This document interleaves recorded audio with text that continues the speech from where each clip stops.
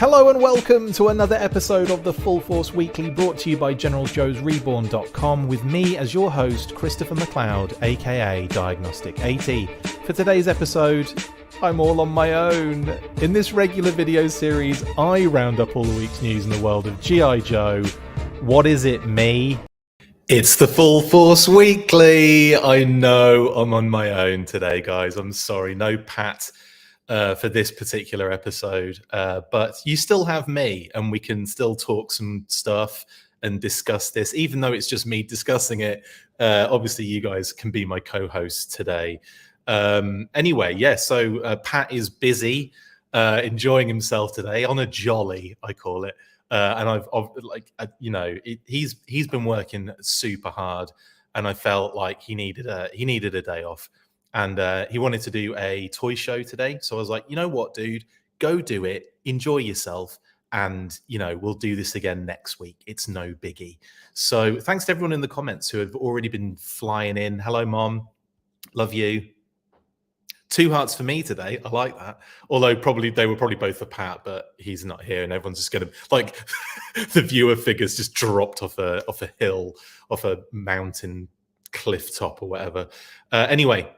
Got quite a few stories to get stuck into from this week.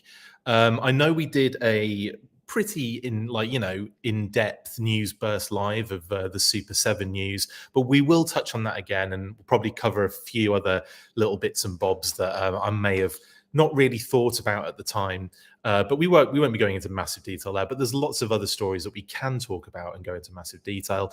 Hello, Ben. Look, nice shout out from the crazy mind behind RoboSkull Mark II and Skeletron. Thank you, Ben, mate. I hope everyone's having a great day already. It's only 10 a.m. EST, but it could be any time where you're watching from. So I hope you're having a good time regardless. Right then.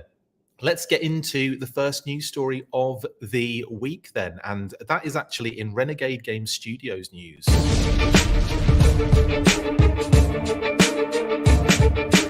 It looks like Renegade Game Studios is expanding their partnership with Hasbro in order to utilise their brands for a number of new games. The press release explained that they are in negotiations to expand their licensing relationship with Hasbro to include best-selling games Axis and Allies, Diplomacy, Squad Leader and Robo Rally. With this expansion, Renegade also hopes to produce new versions of the Hasbro-owned Risk game, themed around fan-favourite Hasbro brands G.I. Joe, Transformers and Power Rangers. Obviously the big one there is G.I. Joe. You can check out the full press release in the links below, but for now, let's discuss with myself. Exactly. It's good that I do these in advance, but not so in advance that I can kind of at least be a little bit current and topical with the scenario. Yes, so we got this news in the week at some point, and Renegade Game Studios are currently in negotiations. So the press release is currently in negotiations to expand their partnership with Hasbro. And that kind of effectively just means, for us as G.I. Joe fans, the possibility of more G.I. Joe kind of related branded games. And obviously Risk is the main thing that popped up in the press release. Now with that, I'd probably have to add, I remember when G.I. Joe Monopoly came out. I think it was around, I want to say it was around Rise of Cobra time. Correct me if I'm wrong, guys. When did that G.I. Joe Monopoly? It might have been way before then, actually. It might have been way before then. I just remember getting it. I think my auntie Jan got it for me for Christmas, actually. But I remember when it came out, and I just was like, I just laughed. It was awesome. Yeah, was it 2009? Oh, okay, cool. I was spot on then. Thank you, Matt. Yeah, and I remember it being around that time because the movie was, it was doing its promotional things, and that's what usually happens, isn't it? When something like that happens, when a big media event happens, you get all the licensees flying in and just utilizing the brand as much as they can. So I wouldn't be completely averse to a G.I. Joe Risk. I think that would be quite interesting. Obviously, it would just be a reskinned Risk, wouldn't it? I mean, we're not talking anything like crazy difficult here. But also kind of makes a lot of sense as well at the same time. So anyway, Renegade Game Studios expanding their relationship with Hasbro, and effectively that means a few more branded GI Joe bits and pieces.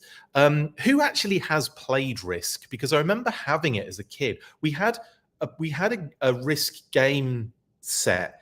I don't remember playing it once. I remember, like, I think I watched Mum and Dad play it with friends or something way back in the day, like when I was a little kid. But Mum will be able to, let us know on that one. But I'm pretty sure there was a Risk game in the house for the longest time, and I just remember like playing with the pieces. I don't remember actually, like, because obviously I was a kid and like really really young, like 20 something. I'm just kidding, but yeah, I remember it being a very kind of like, drawn out. It's not kid friendly, is it, Jeremy? Not at all. Risk is long, drawn out, not kid friendly. Absolutely. Matthew Matson says, "Oh yeah, love Risk. I love board games altogether." Brilliant. Oh, cool. We got a board. Well, I imagine most people are like. There's a lot of board game fans because it seems to be Hasbro's like biggest kind of thing, doesn't it? They seem to do so much like good business out of their board games. I suppose it makes a lot of sense because it's family based. It's not just you're not just aiming at kids. You're aiming at like the entire family with games, aren't you?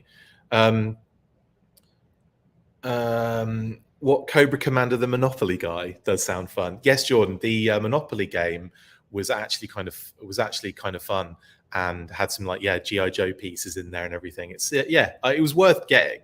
Again, I don't think I've played it. I have it. I don't think I've actually played the game. It's just one of those things, you collect it. You could kind of hoard this stuff because it's got a GI Joe badge on it.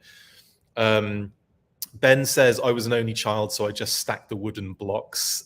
Nice. I think I did the same thing, honestly. I really do think I did the same thing. Matt says it was kid-friendly to me. Such a nerd. Matt O'Brien says, "Risk is like Monopoly. You start at 7 on Friday night, and by 2 a.m. Saturday, you wonder where all the time went, and you haven't even got halfway through the game." But that's so true. Ryan Meltzer, hello. The fact that Hasbro is one of the biggest game manufacturers around and is outsourcing games is so strange. I think it's more like Renegade Game Studios want the license, don't they? They want to be able to get something out of this particular scenario, and Hasbro are happy to let other people, rebrand their stuff or partner over certain things. At the end of the day, it's probably a good business idea for Hasbro to do that and still retain, strong license hold on it, if you know what I mean, strong brand hold on it, because their logo is going to be all over it as well. But I get what you mean, Ryan. Like the fact that they actually produce these things anyway, it's kind of funny, and I agree with you on that. Mum says, "Got all the board games, Chris. No internet in those days." Very good point. We did have loads, didn't we? I just remember Risk being such a random one in there. But anyway, it was hilarious. Jeremy says, "Hasbro manufactures Ouija boards. When do we get the G.I. Joe edition?" It would be like that. As dark as it is, it would be things like contacting Quick Kick Doc, not Sneak Peek because he turned out to be, spoiler alert, alive. But all those poor Joes, Crankcase, the Battle Force 2000, the majority of them anyway, they'll all be you'd be kind of contacting them in the afterlife. But anyway, enough of that. That's Renegade Game Studios and Hasbro.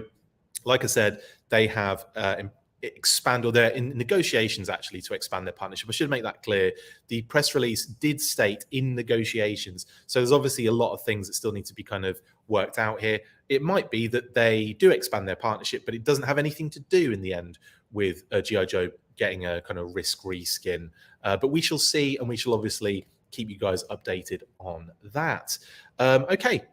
Well, and I should have also changed image because I did have another image and didn't use it, but well, there you go. I've used it now. Anyway, moving on to the next news story. And this one is actually a fun one for me because as much as I haven't played this game really like for ages, I played it when it first came out, when it first was a thing on mobile, I think.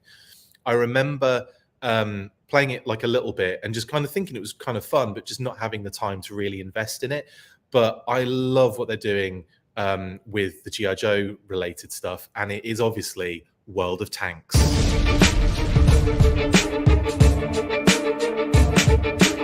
Just when you thought G.I. Joe was done in the world of Tanks, they go and drop this absolute bombshell on us. A video was revealed yesterday morning highlighting new G.I. Joe related content for the 40th anniversary, including new commanders, tanks and a set of fun decals. Not only are we getting another Baroness as a commander of the Crimson Attack Tank, but she comes in her crimson getup that we have seen in the past in action figure form. You can't have Cobra without G.I. Joe, and joining the good guys is CoverGirl in the Wolverine. Both vehicles and commanders look great, and you'll be able to take command of these awesome new tanks immediately, as they are all available until October the 24th in the premium shop. It's been a year since G.I. Joe debuted in World of Tanks, so it's great to see them still releasing content for fans of the brand.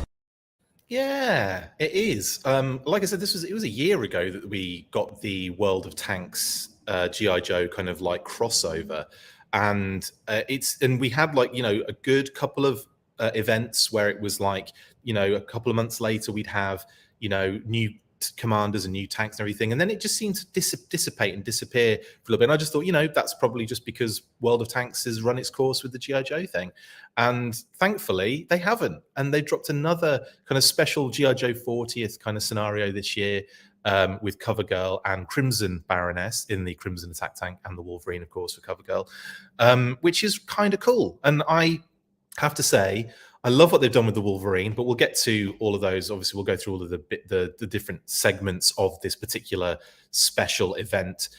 First off, you get the kind of customization elements, the kind of decals, and we have the Wolverine, this G.I. Joe star, and Yo Joe, which you can like slap on your on your tanks, and of course the Cobra ones, Cobra Cat, the Cobra Crimson Attack Tank, Cobra Enemy, and Cobra sticker as well, which is awesome. And the 40th anniversary decal, which is cute too. So cute little addition to their customization elements, but this is where it's at. CoverGirl as a commander, I think, again, cool design, very much in keeping with her kind of vintage aesthetic a little bit there. And then also the fact that they have their own kind of design elements, and it's similar in the mobile game industry. I mean, if you look at what was the one recently, the Warships one, right? If you look at that, they use kind of classified designs, but they all still have that similar mobile game aesthetic. Do you know what I mean? And yeah, so CoverGirl looks awesome. We also have the Baroness. Now, she's already been in this game, so this is effectively like a reskin of the Baroness, but in the crimson get-up, which is awesome. Yeah, so I'm really, really kind of, you know, happy to see both these characters involved. But the really cool aspects, though, are the tanks. So the Crimson Attack Tank looks awesome. Looks really good. I love what they've done with it in all of its facets. And again, we've got some nice little images for this. Actually, loads of good comments coming in, guys. I will go back and answer all those in a second. Bear with me. But again, love what they've done with the Crimson Attack Tank. I believe, is this just, I want to say this is a redeco of the Mobat. I mean, on this as well as in real life. I didn't actually double check that because they might have used a different tank basis for it, but I imagine it's like effectively a reskin of the Mobat, which we've already had, I want to say, with Duke. I want to say. Anyway, that's fun and it looks awesome, and I really can't get enough of what they've done with that. It looks fantastic, and that's the other thing about the game. The graphics looks insanely good. Even when they're doing these kind of things, they look beautiful. But I think they obviously put a lot of money into these games because they're hugely popular. They generate a huge amount of money. World of Tanks seems to be really high up there because they have like, you know, they have like streams and all sorts of stuff like on a regular basis. They have, you know, constant events, and you know, like a lot goes into this stuff. But anyway, really, really fun. The Wolverine, though, I love what they've done with the Wolverine. Kind of like especially with the kind of like the barrel sticking out the front as well. But again, looks dope. The hatch is covered, obviously. This ain't going fully into the GI Joe universe, is it? But I love that we've got kind of like an upgrade of this vehicle. And yeah, you're right, Jordan. Really great graphic textures on this, and like when you see some of the close-ups of the vehicle, like like I love that one as well with the kind of J.J. Abrams lens flare going on. Like the kind of cans on the back, just really, really awesome, and the rope as well, like the classic, almost like very toyetic rope, kind of on the side as well there, like the tow rope. Really fun, really fun. And like I said, yeah, some close-ups on it. You see some really nice detail on on everything. It's really cool. So yeah, really into that. That is the Wolverine. And yeah, sorry, let me go back and talk about some of your comments because I missed a bunch. Sorry.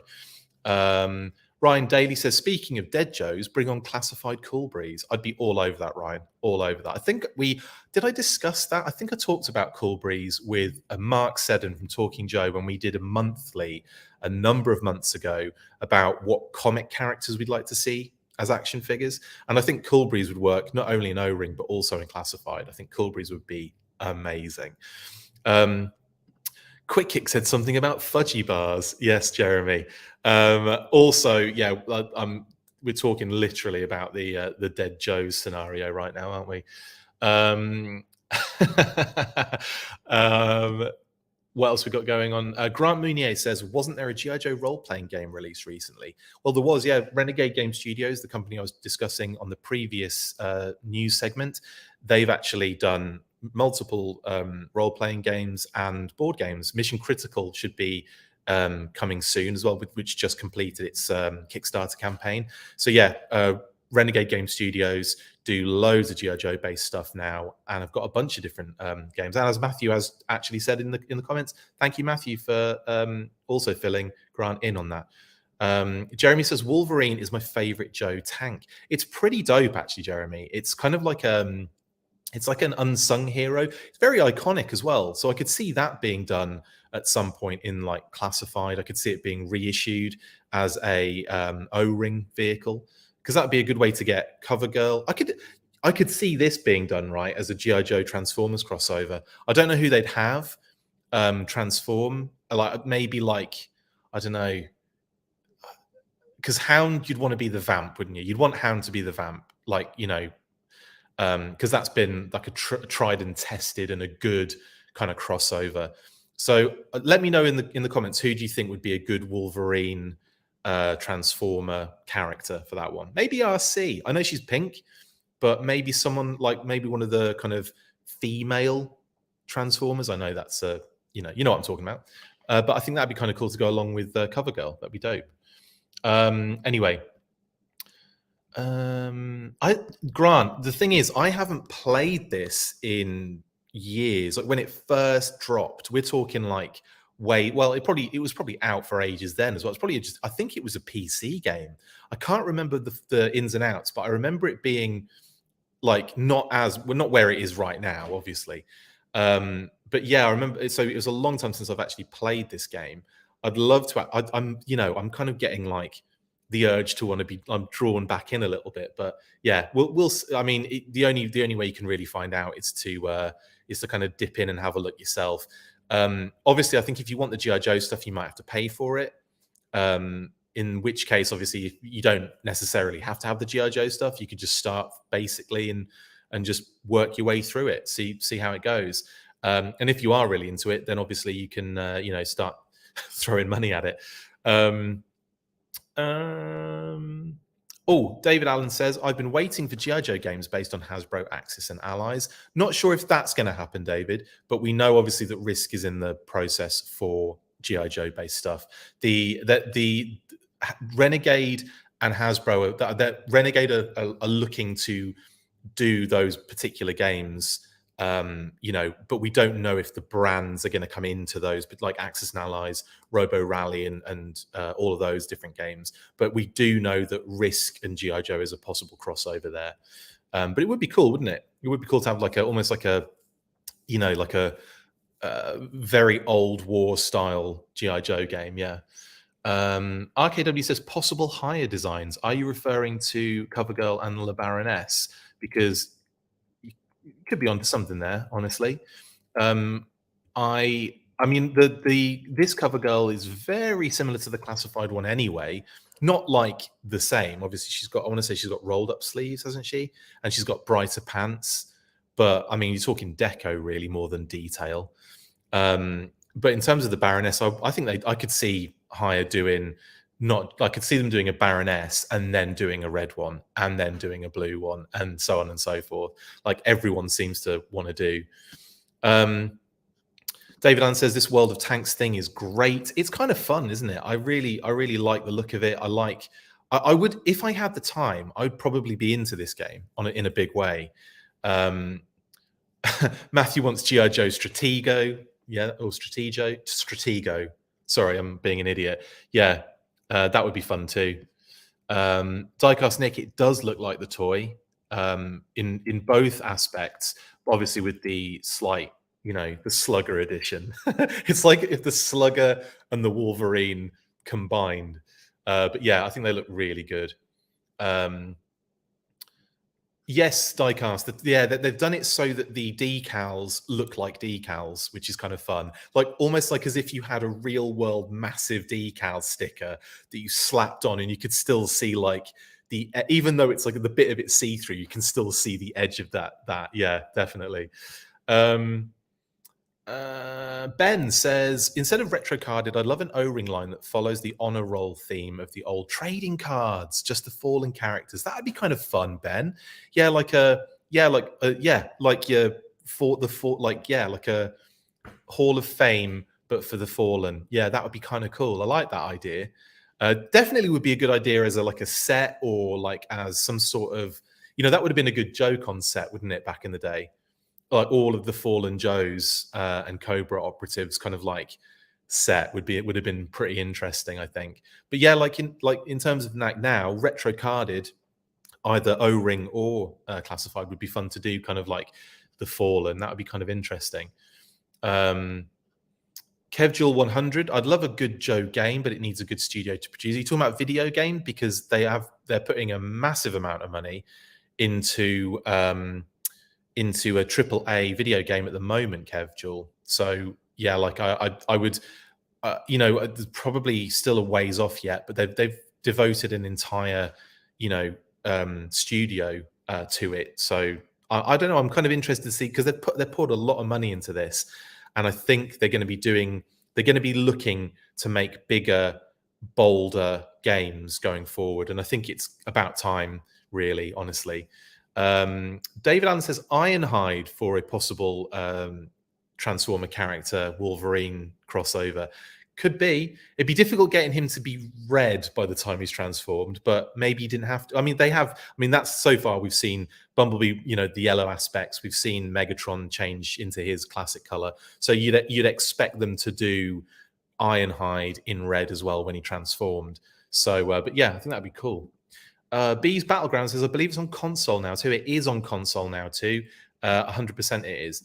So that might, again, like I said, if I had the time, I'd probably be all over that right now. Grant says, seeing the classified cover girl made me wish she had two hair pieces, one blonde and one brunette, to give display options like Zorana, I didn't know it was you, or Shipwreck. Yes, I kind of feel that would have been cool too. But I also just expect them to do a blonde cover girl at some point as well. Not even a repaint, but like a different hairstyle and everything. I could see them doing something like that, like as a deluxe, or maybe with the Wolverine. You never know. That'd be kind of cool, wouldn't it? A cover girl with blonde hair with the Wolverine would be dope. Anyway. Action J said, what's up, Chris? No, Pat. Looks like Naked HD will be popping up today. Lol. Absolutely. Expect that to happen. Ben says, an alternate timeline of Axis and Allies, like that World War II version miniseries of Transformers and G.I. Joe. Yes, Ben. Excuse me. That actually is kind of what I think where my head went when I was discussing it earlier. I think when David mentioned a possible Axis Allies G.I. Joe game, I was kind of thinking, yeah, I could see it like that kind of really dark. Was it Dreamwave that did that? It might. Can't remember. Or Dark. No. Who was? I think it was Dreamwave that did that crossover. Correct me if I is wrong. I usually am. Kev Jules says, if Joe was licensed out to a company like, let's say, Capcom, never going to happen. That would be the only way to get a high-level Joe title. I'm gonna give them the benefit of the doubt in this particular game that they're developing. Obviously, I'll wait until I see it. But if they can pull something out of the bag that is, a bit like more depth, more quality, really great kind of storyline aspect, and like, multiple playable characters possibly, then I think I would be really excited about something like that. Like you say, they're probably never gonna do something with, like, the big studios. But you never know. Like, the fact that they're making their own studio, it sounds like they're kind of in a series, like they're seriously contemplating doing this on a bigger level. So, but I'm not going to say that they're anywhere near the kind of Capcom level, because they're not, Kevin. You're right on that completely. But I'm going to give them the benefit of the doubt until that game is out, because I want to see where they go with it, what they do with it, and is it going to be awesome? Because that's all I really want. I just want an awesome G.I. Joe game, Excuse me. Oh, Matt, that is genius. I want a Dr. Mindbender inspired operation game, and it has a brainwave scanner. Oh, that is amazing. That is amazing. Oh, that is so good. I can see it now. Like, I can just visualize that game right now and how awesome it would be.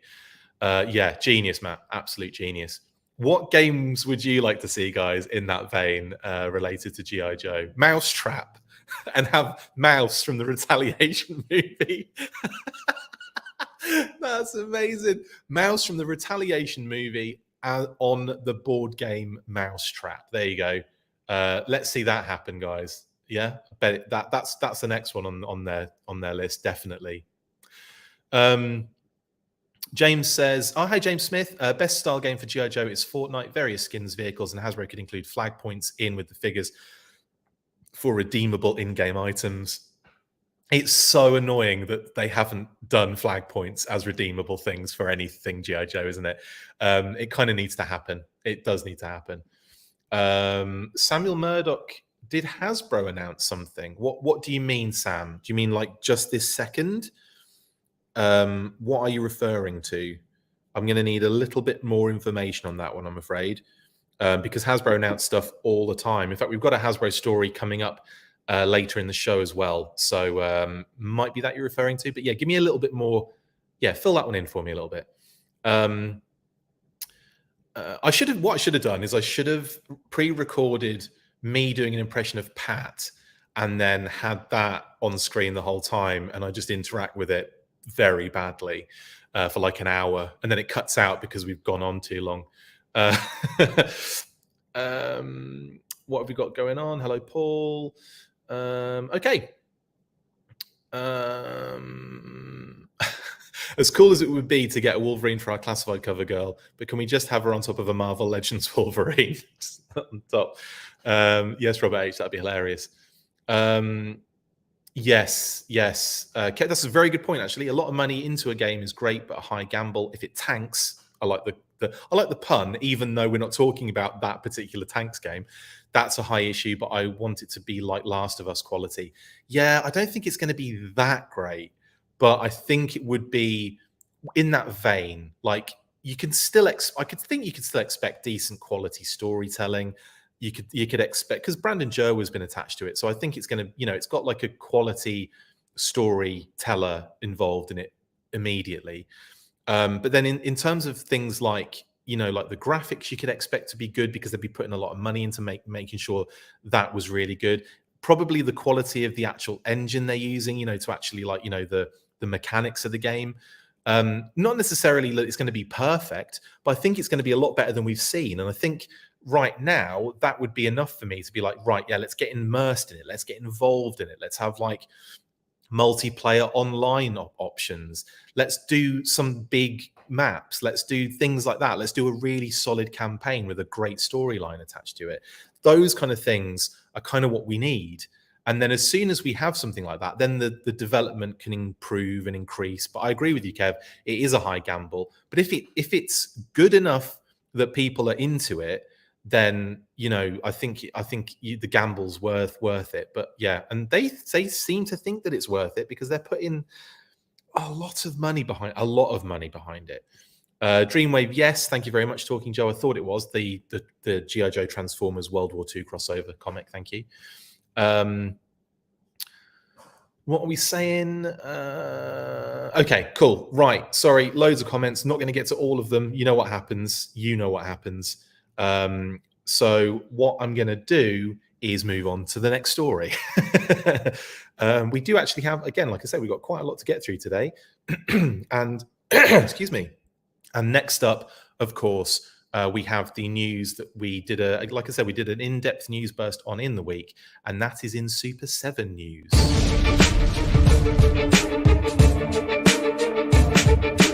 On Tuesday, we reported that a number of brand new Super 7 Reaction Wave 5 figure listings had been leaked via Sure Thing Toys. The individual listings included some very interesting choices with Tomax, Zaymot, Duke, Snake Eyes, Mutton Junkyard, 2 more troop builders, G.I. Joe MPs and Cobra Camo soldiers, and 2 standouts in Raven and a Cobra Commander repainted red laser figure. No more info or images have emerged since the leak, so we are back to speculating what we could see very soon. Yes, well, I'm back to speculating what we could see very soon. But yeah, like I said, we've kind of gone through this already with the news burst. If you've already seen that, obviously this might be, retreading previous information, but we can still have a little conversation about it, and maybe do some different things. Oh, thank you, Jordan. It's new music for the weekly now. Since episode 101, we changed that, changed the theme and changed the music and everything. So thank you very much. I appreciate that. It took me a little while to create. I've made a lot of G.I. Joe bangers in my time, and I'm really like this one. It got some punch to it. But anyway, thank you, Jordan. Much appreciated. Right. David Allen, yes, I agree with you. Super 7 are killing me too. I can't keep up, but I'm trying. It's a lot. It kills me just reporting on it because there's so much of it. Anywho, I'm going to say, right, let's move on to the figures that we've been revealed. Now, Zaymot and Tomax, as I discussed on the news burst, 2 separate 1999 figures. So expect these two to be maybe in a set at some point, like an SDC, like an exclusive for SDCC or any of the cons or whatever it may be. I do expect them to do these 2 figures specifically together. Now, it could be that they come together in, suits, or they come together with other figures in a set, like a Crimson Guard, or I don't know, maybe something from the cartoon that they're famous for, like a scene or an episode, which is more likely to happen based on what we've seen Super 7 do. But as Brian has said in our last interview that we did with him, he's very much like, we want to do things that people don't expect. And I think that to a degree, that is something that they're really successful on, because we expect them to do certain things, but not in the way that it comes out. Like, I don't think anyone expected the parody figures, the Fensler film parody figures to come out. And then that was brilliant, right? Then we had, that Pyramid of Darkness box set. I don't think everyone expected the Snakeling Disguise, Shipwreck, Snake Eyes, and Polly and Timber, etc. No one expected the robot, the voice recognition robot. I don't think anyone mentioned that ever in any of my conversations with them. And nobody expected that particular scene. And then, the other kind of jetpack troopers to be thrown in there. Like, no one expected that. Was like, hey, we know you wanted this particular thing, but this is what you're getting it in. And it's like, wow.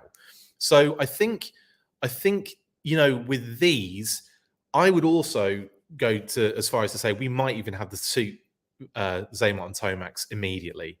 We might get them first rather than these kind of style cartoon ones. It's not hugely likely, but you never know. Like, they like to kind of go left when everyone else is going right a little bit on it. So yeah, RKW, mate, you, me, and most other people, we all do. It's the new NFT, isn't it? A pre-order. It's like I've got to collect these amazing Dio shots of figures now. That's all I do. And I'm actually a lot luckier than most because, like I said, I've got that hookup from the UK, so they often do get things early. you know, not in a dodgy way. That's the way the distribution's been going. So I'm very fortunate in that I have that connection and do get a lot of these, or you know, number of these figures early. But you know, most of the time, you know, it's only really been in the last couple of waves that's happened, because prior to that, I was schlub waiting for, you know, my Hasbro Pulse order to come in, seeing everybody have them. But you know, like I said, I'm in a better position than most, so I'm not going to complain, and I certainly won't complain. But I know a lot of people do have a lot of pre-orders, and it sucks. Yeah, so I think an ultimate version of this, like you say, David, is coming. Yes, but I think there's so much with the twins, because they were so synonymous with the comic and the cartoon. Mostly the cartoon, I would say, their most iconic appearances, because you know, you're going to have, well, obviously their first appearance in the comic is pretty iconic. The fact they come with the ferret, I could see Super 7 doing something like that, you know, like a little ferret vehicle. And then, like, you know, the fact that could be like O-ring kind of size. Do you know what I mean? Like, I could see that being done. The only issue is how they would sit on it, because, you know, you're talking like, I don't even know how they would sit. They'd just like fold the legs up and like be sitting on it like that. It'd be so weird. Anyway, that is Xamot and Tomax. Then we also get another Snake Eyes. Obviously, we're going to get Snake Eyes and Cobra Commander in most waves. Did we get? Yeah, we got Cobra Commander and Snake Eyes in the previous wave, didn't we? We had Cobra Commander with the cape from the first miniseries. A lot of people saying, why is it pink? It should be red. It's from the miniseries, specifically from that episode where he wears that pink cape. That is why. So we got that one very specific to that one scene, and we got Snake Eyes without the hat in his snakeling disguise, didn't we? So yeah. So this was my idea when it first popped into my head. I was thinking, I wonder if they're going to do Satin's band. But would they do that as a set first, and then, or would they do it separately? So you had to build the band.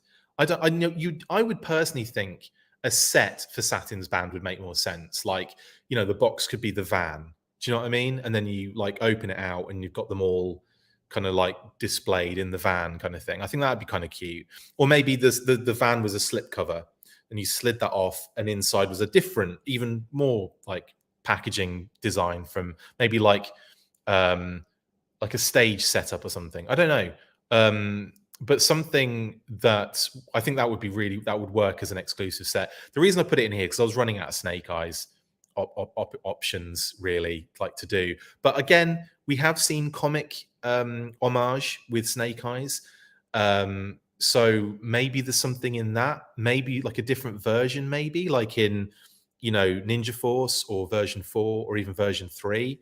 So I think, because Pat's not here, I can bag on version 3, even though I really like that figure. But version 4 is my favorite still. That's never going to change. Sorry, guys. But yeah, like, so I kind of thought this one, maybe I'll just put it in here as visual representation. It's very likely not going to be this one, though, let's face it. But who knows? And I'm looking forward to seeing what we actually get with that particular Snake Eyes, honestly.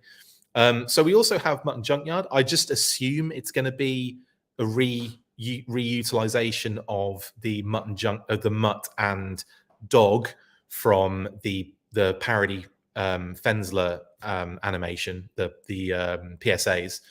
So I think the I'm a Computer one. Stop all the downloading.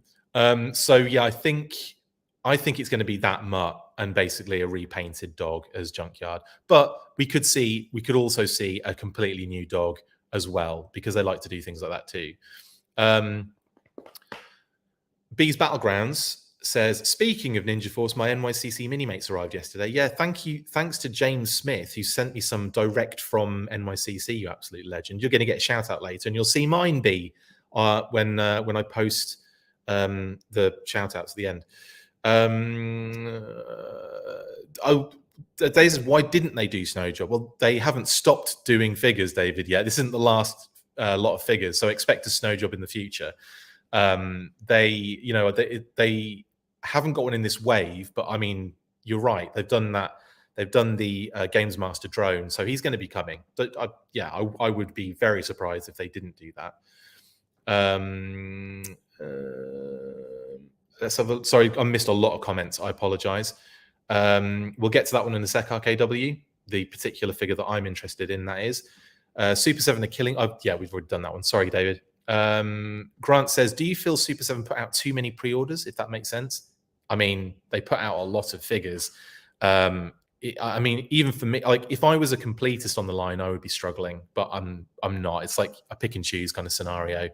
But I think if you are a completist on this line, it is absolutely insanity. And like Brian like comes at it from a different perspective. He says like you don't have to have every single one. I mean, he clearly doesn't know what our compulsions are like, does he?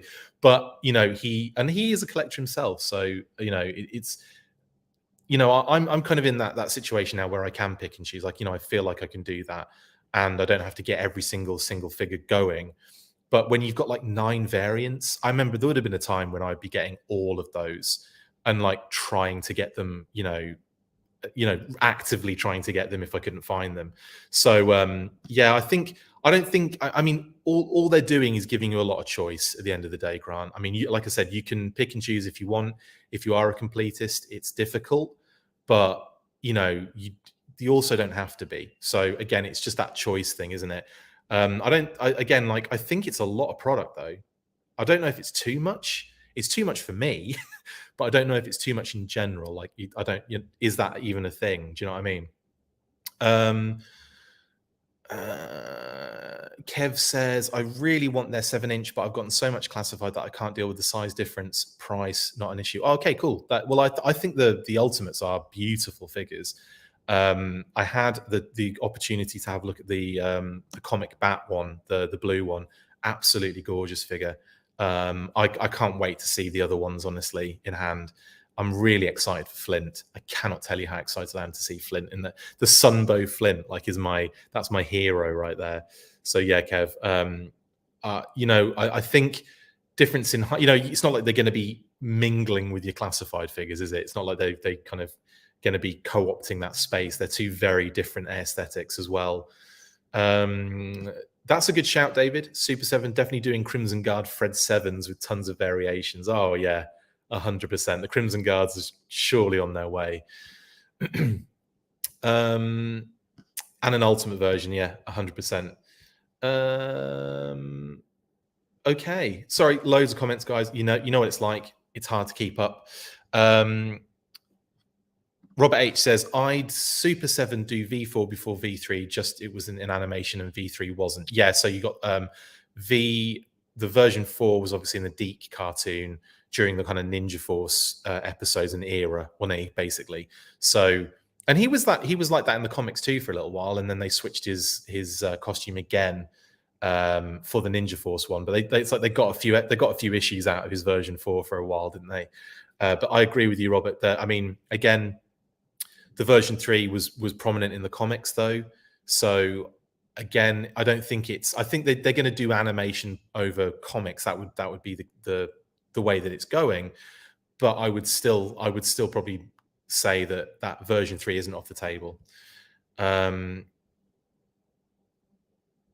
Andrew Clark says it's when they pick iterations of characters no one else is liable to get that I get excited. That said, they go on clearance at Target a lot, and then it's open season. They do. They go quick as well. Like they go, you know, they're $19.99 when they come out, and then it's really short like time afterwards that it's just like down to like, I don't know, $10 or something. So yeah, I'm not saying that's the way to collect. You know, it's not the way to support the line, obviously, if you want to support it, but you know, if you want the figures but it's too much for you, how can you resist that? Do you know what I mean? Like, it's a weird kind of scenario. Like, how could you resist that if you wanted that figure but you couldn't afford it previously? Like, it's a no-brainer. So yeah, I wouldn't say it's the customer's fault on that side of things. Matt says, I know we are talking about Super 7, but when I see the depths they go to for some figures, it makes me really want some of these in classified at some point. Would love a 3-pack in classified of Cobra Doctors. Yeah, like It's difficult with classified because I mean, obviously with reaction they bring out so many figures in a wave. Like it's a ton of figures. Boom, there you go, loads of figures, and then on top of that, a ton of variant troop builders, and it's like you just flooded with like loads of figures per wave. I'm not even talking about the whole line. With classified, obviously they've increased it to 5 figures, but they have to really be careful what they're doing. They have to be very careful with the figures they're producing. And it could be, you know, like just generic kind of background characters. For the most part, Matt, I would say, like, obviously you want that. I know other people that want it too. But for the most part, a generic kind of no-name background character would be a difficult sell. Now, if it was like a 3-pack that had like Venom and 2 lab rats, that I could see them doing. You know, like creating a scenario where you've got an exclusive, you've got multiple figures, and one of those figures it would drive the sales. Do you know what I mean? Like, and again, that sounds really corporate and a little bit like gross, but that's what you have. That's how you'd have to think about it. Otherwise, you'd put 3 figures out that would just, you know, like literally peg warm. So there's a weird balance to it, I think. But I think that is how I would get around something like that. Like, you know, because we've had lab rats in the past with the club. They were kind of like those kind of like lab coat wearing guys with the masks, full face mask gear on. So I think something like that would be kind of fun. But as long as it had like a driving, you know, character in it, I think that would be something they would definitely do. And it's more so me trying to stay within the practicality of reality there, of like, well, how would they view it more than what would I want? Do you know what I mean? Because like what I want isn't necessarily what the commercial populace wants. And sometimes I have to make that kind of decision of, well, let's look at it from a different point of view. And I think in that sense, 3 classified figures, 2 lab rats and Dr. Venom would be freaking awesome, wouldn't it? I'd be so down for that. And you get like generic doctor types in there too. Anyway, I'll try and get to everyone's comments. It's getting difficult, but I've got to move through. Duke version 2. I don't know what that means, but I put Tiger Force down. Obviously, it just means reactions Duke version 2. But this was one option because I spoke to Brian again in our chat that we had. I think both times I might have mentioned this. I think it was definitely in the second interview, though. I asked if commercial animation was on the cards, and he effectively said yes. And that obviously means Tiger Force, who appeared in the comics, yes. But like I said, with their predilection for the cartoon, I'm not sure how likely it would be to get Tiger Force stuff. We haven't seen it yet, but that's not to say that we might see it with Duke. Also, with that, it's probably more likely going to be Duke with that thing around his head. You know, the mini-series, is it the Revenge? Where he gets captured and he has to fight. Or was it Master Vice? Can't remember which one it was now. Let me know in the comments. I've just completely brain farted on that. But effectively, yeah, the thing that he has in his head. That I could see there. Now, the Raven Cobra patch is a brilliant option here, because I really love the thought of them doing Raven twice, once with the Cobra patch and once without a Cobra patch, because that's clearly what that means. And I didn't realize that until we were doing the news burst and someone mentioned it in the comments. I can't remember who it was. I apologize. Yeah, it was Master Vice. Thank you, guys. So Master Vice is what I was talking about with Duke, with the headgear on. I think that's probably what we're going to get. I just threw Tiger Force Duke in there as a visual aid because that's what I want to see. Just clearing that up. Brain thing. Thank you, guys. Everyone's saying Master Vice. I really appreciate it. Thank you very much. And yeah, with Raven, I love the fact, and I think I said the name wrong of the episode in the news burst. I said something along the lines of the enemy of mine enemy or something, but it's actually in the presence of mine enemies, isn't it? Is the name of the episode that Raven is in. So yes, man of action. We definitely need the guy who was fighting as well. I forget the name of him. He's like that kind of big, huge Conan guy. And that's the funny thing. Like I got his name and then completely forgot it afterwards. I'll try and multitask while I talk about this other thing with Raven. So yeah, in the presence of mine enemies episode where Slipstream goes like down and crashes with this Night Raven pilot called Raven, hilariously enough, and they have to kind of work together to, you know, like again to, you know, get out of the situation they're in. And I think having Raven as a figure with the patch and without the patch, obviously that's, you know, Super 7 being Super 7, but maybe we'll get some sort of like exclusive set from that episode with Slipstream and maybe some other characters from that episode. But I think that would be really, really cool. And yeah, and I'm really excited to see Raven in the reaction line. Yeah, a lot of people saying that's probably going to be a set. Yeah, definitely. Oh yeah, that's a good point.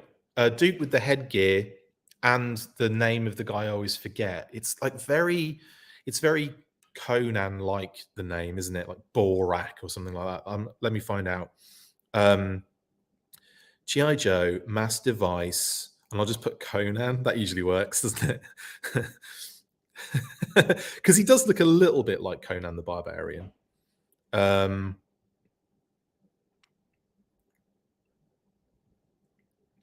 Yeah, I can never ever find anything I need under like this kind of pressure when I'm trying to do an episode and I'm trying to also look for something.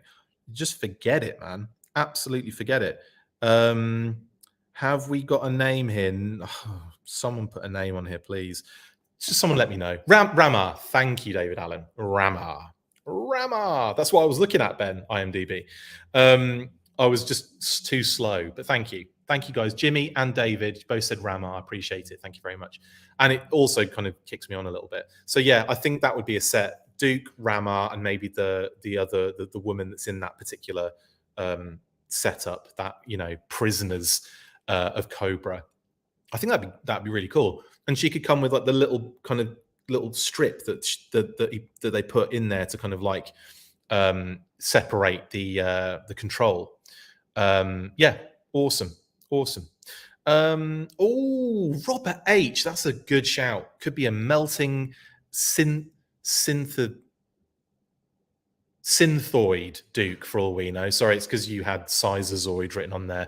I'm sure just an accident, but I definitely, yeah, Synthoid Duke is a good shout. Is a very good shout. Could you imagine like half melted?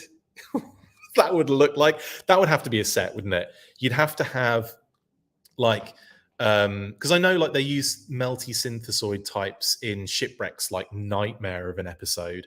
So I think Shipwreck in a different get up with some melted, you know, and Mara and some melted, you know, that would be a cool set. But in terms of the actual Synthoid conspiracy episode, they could also do that and then reutilize the Synthoid melted kind of thing again, couldn't they? So there's a lot of what do you call it? There's a lot of kind of legs in that. Definitely. Okay, that's Duke and Raven. We also have these two troop builders, and they're going to be lots of variants, as you can tell, because one of them is described as Rifle Brown, and the other one's described as Laser Rifle V1 Pink. So MPs for the G.I. Joe, I imagine for G.I. Joe, because they're the MPs I remember in the cartoon in a number of episodes as well. I think they're going to be like generic laws, basically, and then we'll get lore. Just like we've had Shipwreck based on the sailors, and we'll probably have Snowjob based on the Games Master drone. Sorry, no, that's not true. What am I talking about? Snow Serpent based on the Games Master drone. In terms of Snowjob, that would be a different mold completely. I don't know why I was saying that before, David. I know I was talking to you about that, but yeah, that's two separate things. That Games Master drone is a Snow Serpent, 100%. But Snowjob, yeah, Snowjob will come, definitely. We'll get Snowjob at some point, 100%. Yeah, so MPs, I think, like I said, generic kind of lore kind of look in, and then we'll get Law and Order later on. The Cobra Camo Soldier, the fact that it said laser rifle, and I just happened to find one of the Night Watch troopers with a laser rifle, was the only reason I used that image, honestly. Because my mind instantly went to the Night Watch because they had that camouflage kind of Cobra Trooper vibe. It might not be something completely different. And again, I've been kind of watching a lot of the cartoon recently, seeing if I can see any kind of camo Cobra Troopers. I'm sure I've just not been paying attention fully, and I have seen them. But anyway, Yeah, Kev. Well, we yeah. Sorry, Kev. His tank are saying that, but we said it on Tuesday. Like we've already revealed this news. I don't know why it's so late in the day today. We've had a couple of people comment and say, "Oh, did you know they're doing red laser in the Super 7 reaction line?" I'm like, "Yeah, I did a news burst on it on Tuesday, guys, and I'll be talking about it next." But anyway, the Cobra Camo Soldier. I don't know how it's going to look in like, because I imagine it's something from the cartoon, but yeah, like I said, I have yet to find anything. But if I do, I'll be like, I will definitely post about it and say, oh, it could be this one. But I've got a little bit of, I've got studying to do basically. Okay, let's get to the one that everyone wants me to get to, because this is the one, isn't it? And that is Cobra Commander Red Laser, right? This was the again, leak listing from Sure Thing Toys. It actually leaked, I think, a week prior to us doing that burst on Tuesday. Someone mentioned they'd known about this for a while. It had been out there, but no one had reported on it, apparently. So all of a sudden, it was like, okay, cool, let's report on it. Because obviously, I'd try and get ahead of the game on this stuff, but I tend to be a little bit behind on Super 7, because there'll be certain groups and certain little different factions I'm not following, because it's like Super 7 specific possibly, and then I'll miss this information. But Cobra Commander Red Laser, so we're going to get a repainted Cobra Commander again, but this time Red Laser, which is awesome. I don't know how could they change the packaging a little bit? Are they going to do something fun like that? Are they just going to do I'd imagine they'll do the same Jason Edmiston Cobra Commander artwork, but in red, which is totally fine, because that artwork's gorgeous anyway. And I think it would look really cool for Red Laser. And so this is clearly, obviously, what's going to be happening. It's just going to be a red repainted Cobra Commander. But again, really excited for this. This was the one that I think when it was kind of, when it kind of came about, when I was looking at the listings, I'm going, okay, cool. And then this one, I'm like, oh, wow, that's nuts. So really happy they're doing this. And again, they've had precedent for this stuff. They've done this so much already. They've done the Fun School Blue Snake Eyes. They've done the Red Ninja. They've done Ninja Coup, or they'll be doing Ninja Coup very soon. So they have done like foreign repaints, and now we're getting Super 7 Reaction Palitoy repaint. The beauty part of this one is that it's going to go from being an O-ring figure originally, because it was an O-ring Cobra Commander that was repainted for the latter end of the Palitoy Red Shadows kind of era. So that would be an O-ring figure, and now we're getting it 5 points. So you're going to get like a Red Laser that you can actually put in with your Palitoy 5-point articulated figures, which I kind of think is cute. I think that's kind of a cute little vibe. Usually we want to see it like replicated or improved. In this case, we're going to see it kind of downgraded almost. But again, we know what the deal is with Reaction, and I think they're cute, and I think there's definitely a collector's market there, and I love some of these little homages they're doing. So this is definitely one I'll be trying to pick up 100%.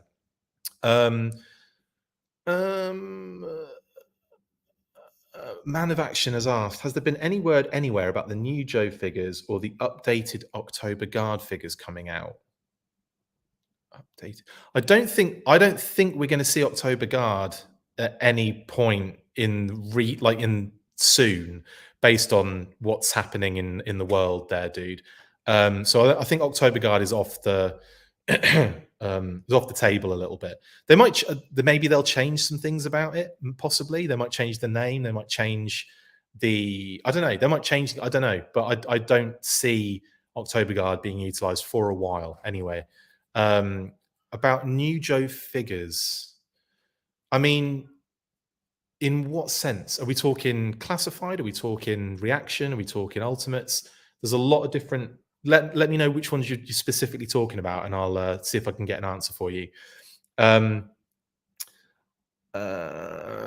Jimmy says, I love the reaction line. I would love to see how they treat some of the later figures as well. Yeah, same, absolutely. I think I think we could possibly see, based on this, we could see a few others. We could see like Red Jackal, Destro repaint. We could see Quarrel as a Scarlet repaint. We could see any of those really. They might even do something like like utilize a flint head sculpt and do a skip with the red beret. I could see them doing obviously a multitude of other kind of like Gaucho and as Gung Ho and what's the word?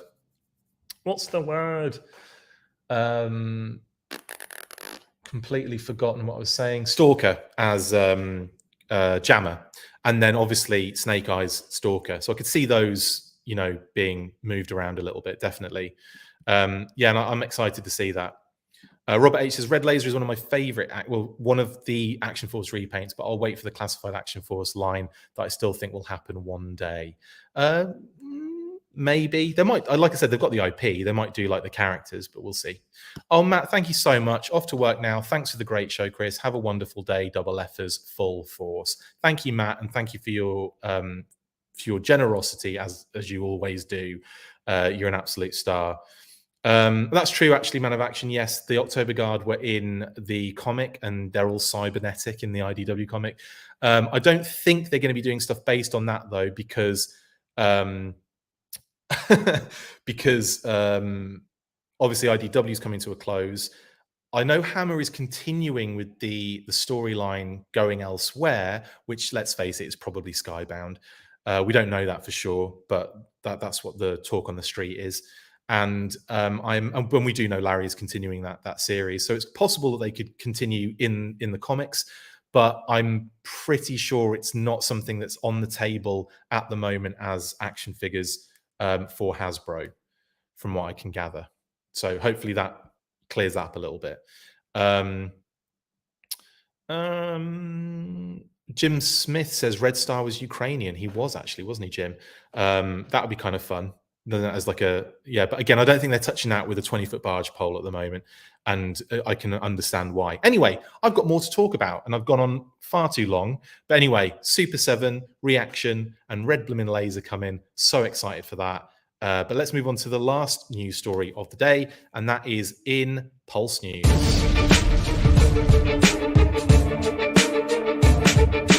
Hasbro has revealed yet another 1027 fan stream for their premium Pulse members on Thursday, October the 27th at 5 PM EST. This is the second show they've done in this vein and will be hosted by Steve Evans, aka Mr. Stevie18 on Twitter. Last year we had a number of reveals for the classified series, including Ali Viper and Cobra Officer. Emily will also be appearing on the stream, so expect something classified related like some name drops or even a possible pre-order drop. Very exciting indeed. Yeah, I'm super excited about this. I kind of forgot about 1027 because they did it last year, didn't they? And actually, I think this is the second one they've done. And what's interesting is, like, I think Steve has done another. He's done. Did he do Pulse one year, like a special, like premium edition type thing the year prior? I think he did, didn't he? Like he did like a live thing when he was in a studio, and then the last year's one was him on like set going through the archives and stuff like that. So I'm really excited to see what kind of stuff that might be coming out of this, because not only do we have 1027, but then Emily flies out to London MCM Comic Con, and they're going to be doing a panel and presumably some sort of classified talk there as well. So we could be getting like a double whammy in like a couple of days, which is pretty impressive. Now, Emily did post on Instagram. She said, just announced by Hasbro Pulse, I'm so honored to hang out with Mr. Steve 18 and be your host for the second annual Pulse Premium 1027 event. Then off to the airport for MCM Comic Con in London. Make sure you're tuning in with us on October 27th at 5 PM Eastern. You never know who or what might show up. So that is interesting. Now, it could be news about, like I said, it's probably going to be name drops because that's a nice, easy one for them to do. It could also easily be an actual pre-order. It could be news on the Sky Striker. It could be news on any G.I. Joe related topic. But I do think G.I. Joe is going to get some love on this particular episode. They'll most likely, last year they had Tom Whalen on. They interviewed him and revealed the Ali Viper, which was really fun. Friend of the show, Tom Whalen, who is an absolutely awesome artist, and he did the Ali Viper artwork. And Cecil interviewed him, for the 1027, and they did the reveal with him on the show as well, which is great. So that's really awesome. And obviously last year we had the Cobra Officer pre-order that Emily revealed for us, and then kind of took us through the figure as well as showing us the product shots. I can't think now. The product shots, and obviously dropped the pre-order too. So I think there's possibilities for some cool stuff here. Obviously, we know of a number of different characters and figures. They mentioned Lowlight in the Televiper around the same time that they revealed the kind of like sculpt renders for those figures that we have now seen in like full on what's the word, in like full on like figure form and pre-orders and so on and so forth. Actually, that's not true. They're in digital renders now, aren't they? Yeah. So those are now in digital render form. So it's possible that we could be seeing like, I don't know if we'll see the digital renders now as action figures. I think that's too soon. But you know, like with Lowlight, Televiper, Scrap Iron is another one they've mentioned, Tunnel Rat. There's a lot of names that they've mentioned that could creep into either being a pre-order or could creep into, you know, the next phase of development. So I don't know. I'm just super excited about what it could be, what we could be seeing, and the fact that like Emily is on this as well as a host too makes me think that G.I. Joe might have a good prominent feature.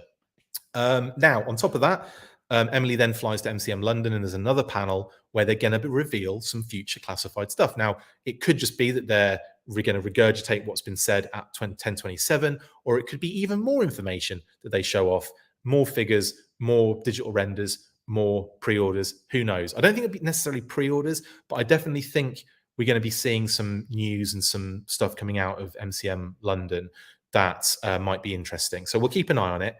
And Bees Battleground said, yeah, I'd imagine digital render for someone announced last April. That's a very good point. And like when you go through the list, like I said, it was like Tunnel Rat, we've got Ripper, we've got oh god, there's so many. Tunnel Rat, Ripper, Grunt, I mean Range Vipers, Big Ben. It'd be really nice if they did some sort of Big Ben reveal at MCM London. I think that would be so much fun and so cute as well. And like, I don't know, perfect timing really. Andrew, you've got to go. No worries, mate. Thank you for jumping on. Really appreciate it. Yeah. So we'll see. We'll see how it is.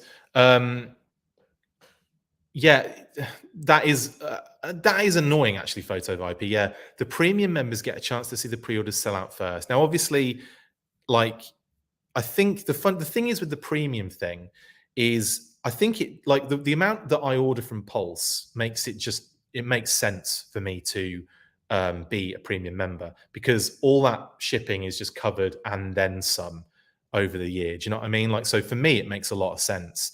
For others who don't tend to order from Pulse that often, it might not be worth getting involved with. But like I said, if you do, then it's a no-brainer. And then obviously you get other perks like, you know, that kind of early access to things and stuff like that. But if you kind of work it out and you kind of go, I'm not going to order that much from Pulse, it's not worth it, then you do end up missing out on a lot of stuff, including pre-orders, which seems to be, I used to think that they would hold some back so that they could like have more stock for the hour later. But that just doesn't seem to be the case anymore. And I think for a while they have definitely overestimated or underestimated the popularity. Yeah, they've underestimated the popularity, and then you know you get that kind of issue. Do you know what I mean? Like that kind of problem. And even when they've like rectified that with more numbers of product, they still sell out before, like, you know, or like you get like a few seconds of like non-premium and boom. But again, like, you know, if you think like you got to kind of weigh it up for yourself as an individual. Does it make sense for you to do that? Can you get the product elsewhere? All that kind of stuff. And usually the answer is yes, you can. You can get the product elsewhere. Some stuff might sell out, but I'll still be able to get an opportunity to get it at another point. The problem is when they're constantly doing premium first with everything, you do kind of miss out on some things. Like I said, I've in the past not even bothered pre-ordering at all and got the figures, because I just know that at some point they're going to be available somewhere, like someone's going to have them for the most part. I have had, you know, a lot of help with people getting me stuff, but at the same time, I've seen it then. Like, you know, I've been able to kind of go, oh, I could have bought that myself. So yeah, I agree though. It's one of those things where you just have to kind of weigh it up as an individual. Does it make sense for me to do this? Does it not make sense for me to do this? And if it's one of those things where you're getting screwed every single time and you're not getting the figures that you need, it might be worth doing. But if you get in there and you start getting the figures that you want, you're ordering more, and the $50 eventually pays kind of for itself very comfortably. But again, it's difficult making that decision, because there's an element of risk to that, because you don't know what's coming in the, like, you know, in the future. You don't know if you're going to be wanting to buy this stuff. So I get that kind of viewpoint. It's a difficult decision, but it is a decision that we all have to make individually. Ryan says scrap iron, snow job, grunt, etc. Yep. Again, some good shouts on that one. Oh, that's a good shout, Grant. Yeah, Tiger Force and Python Patrol. Yeah, because like we were expecting that for Target's full geek out, which was an absolute psych out, and not the Tiger Force psych out. It was just an absolute kind of, that fell really flat for me. It was such a shame as well, because I was really excited and expecting them to do some sort of but do you know what? I've got a feeling that the plans may have changed based on the fact that people just keep getting Outback pushed back. Do you know what I mean? Like Outback and the Python figures. Like I know, like people recently have had like 3 in about a week, 3 order, not cancellations, but like, you know, verify or confirm the delay for like another couple of days. It's like, just get the product out. What is going on? Like, yeah, that's crazy to me that people still don't have Outback in hand. Absolutely crazy. So maybe that is why we didn't see anything at full geek out. That's my idea anyway on that one. Dan Klingon Smith says grunt, and yeah, grunt would be a good one to see, 100%. Okay, and that's another good point as well, Matt. Yeah, cancelling your pre-orders as well from Pulse because they are the last to get them.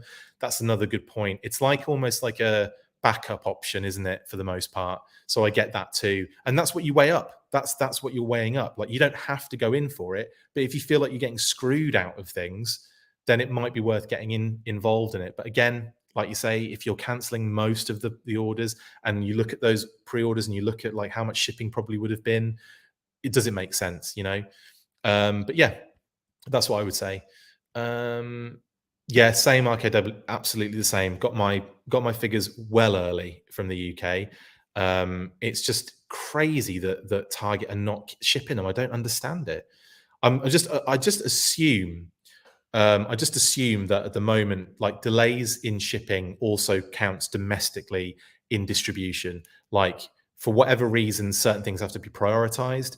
It might be the fact that, you know, like Marvel and Star Wars and so on, maybe they take a little bit more because they're like, you know, have to be in line with certain media, where G.I. Joe doesn't have to be in line with certain media. But you'd kind of expect them to at least get them out like in decent time. I don't know. It's just a mess at the moment. But anyway, yeah, that is that. That's so 10/27 is going to be happening on October 27th at 5 p.m. EST. Just had to double check that. And yeah, I'll be keeping a close eye on it. We'll be reporting on it soon, like, you know, as soon as we can, probably. And then obviously we've got MCM London Comic Con to kind of keep an eye out too. So excited for whatever it may be. Right then. That's pretty much it for today, guys. I'm going to move into obviously a little chat from our sponsor, aka Hoarder, and then we'll move into shout outs. Hey there, guys. Just wanted to let you know about an app that I've been helping to develop for a few years now called HOARDAR. But what is HOARDAR, I hear you scream? Well, a number of years ago, I discussed a project with a good friend of mine and now co-owner/developer about an app that could help collectors of all shapes and sizes. I'm talking about the shapes and sizes of the collections, really, but also people. The app would be a place where you could share your new items, build collections and sub-collections, or just browse the feed to see cool things.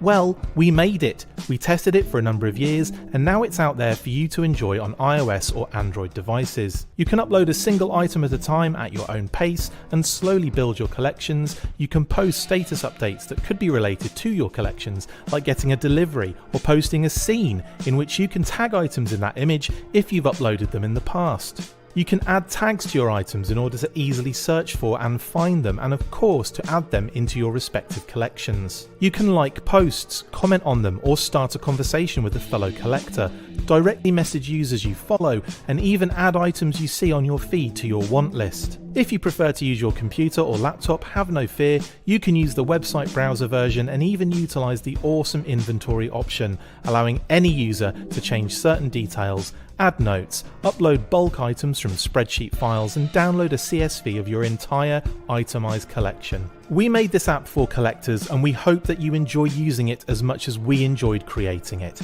Now get to hoarding.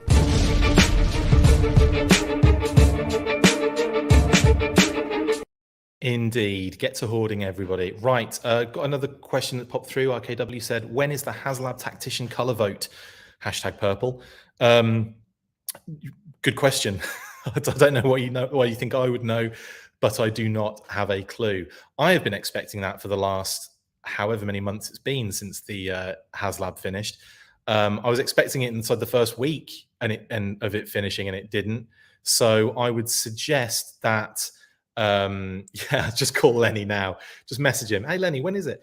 Like I said, I would expect soon. And like, maybe over 1027, maybe over MCM London Comic Con, and maybe after that, maybe once that's kind of done and dusted, they'll come back from that and they'll be like, right, here, let's do the vote. But yeah, I imagine it's got to be soon, hasn't it? I mean, how they need they need a decent amount of time to actually get this done. So yeah, I would suggest soon, but I have no idea when. RKW, I'm sorry on that one. Okay, right then. So shout outs. First shout out is for my missing partner in crime, Pat, who, like I said, had the day off today to enjoy himself rather than be tied to my dictatorship of the full force. But anyway, I'm also shouting Phil out as well, because obviously he always shouts Phil out for articulated points. Great YouTube channel, guys. Go check them out, and so much fun. Like the stuff they talk about, so interesting. The history behind a lot of the the toys, a lot of G.I. Joe stuff in there, but then a lot of other cool stuff in there as well. So go check them out. They're brilliant. Slacker indeed, says RKW. Anyway, shout out to Pat and Phil for articulated points, and obviously especially to Pat, who is AWOL today. Also to the fam, to my wonderful folks and all the fam in the UK, and thanks for watching still commenting, Mom. I appreciate it. And to all the fam in the US as well. Big shout out to everybody, and can't wait to see everyone soon, actually, because we're going to be doing Assembly Required, and we're going to be driving out to the US fam to see everybody. So yeah, can't wait to see everybody. Lots of love to the whole fam, and obviously to Kate and Phoebes, who are obviously with me at the moment. So yeah, awesome. That's to the fam. To Brian Sauer for all the awesome graphics, and of course to give a heads up, also connected, of course, to Assembly Required. And we got a really fun little reveal today. Actually yesterday, like 14 hours ago, McLeod, the Gear Kit exclusive, which is going to be in the Gear Kits. You're going to I just want to double check that's the correct. Yeah, the 6-inch scale backdrop, which is awesome, from the comic, obviously, if you recognize it, and to celebrate the 40th anniversary. It's really cool, actually. The last 6-inch backdrop I'm actually utilizing from last year's Gear Kit is the kind of Arashikage dojo kind of thing, and that's got all my ninja guys in there. So yeah, really excited to get this one as well, and have Cobra Commander using it for target practice. Full fromage cheese bags. Amazing, Talking Joe.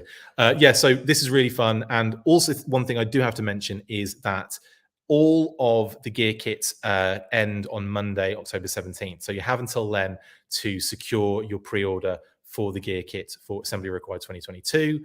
Like I said, pre-orders close Monday, October 17th. So this is the last weekend, basically, to get involved with that. Okay. I really love that as an exclusive as well. And there's loads more in the gear kits. They're incredible. You're gonna love it.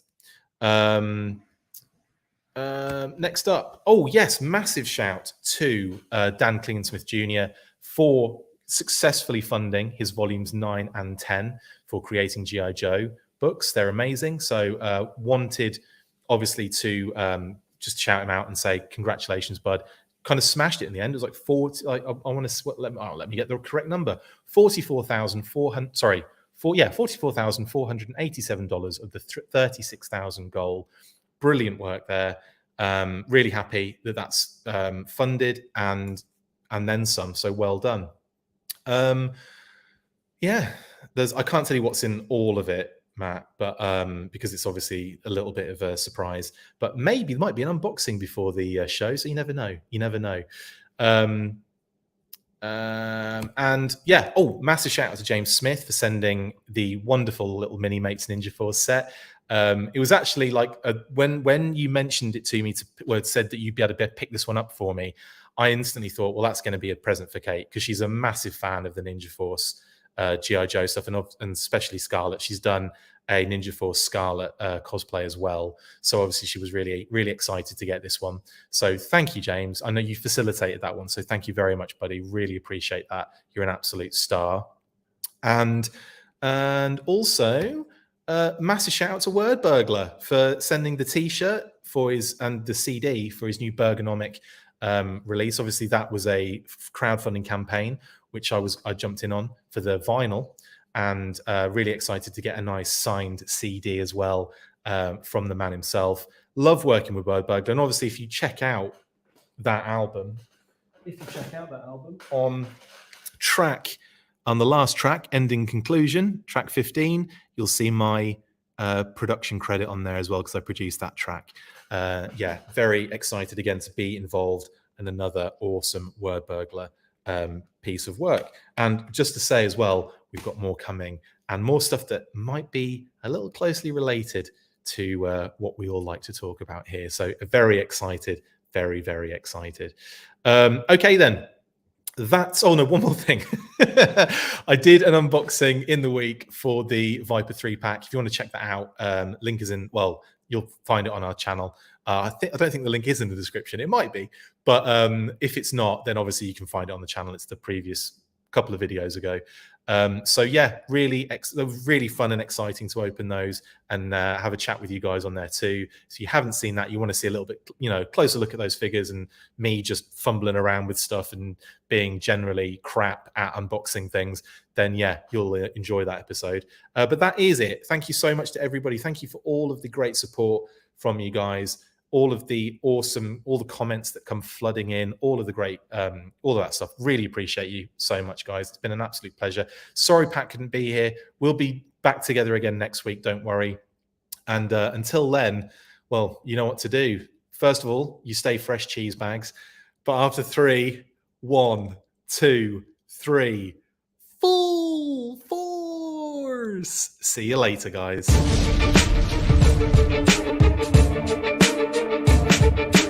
Make sure you get involved with the discussion by liking, sharing and commenting on these videos, and as always you can keep up with the show after listening by following on Twitter @TheFullForce, liking the Facebook page facebook.com/TheFullForce, and if you would like to contact the show you can message us on either of those platforms with feedback and questions. We also have a Patreon page, so if you want to show your support for the show, see your name up in lights on these videos, or enjoy exclusive bonus content, then check out patreon.com/TheFullForce podcast, or click on the link on any of the posts this podcast appears in. Full Force.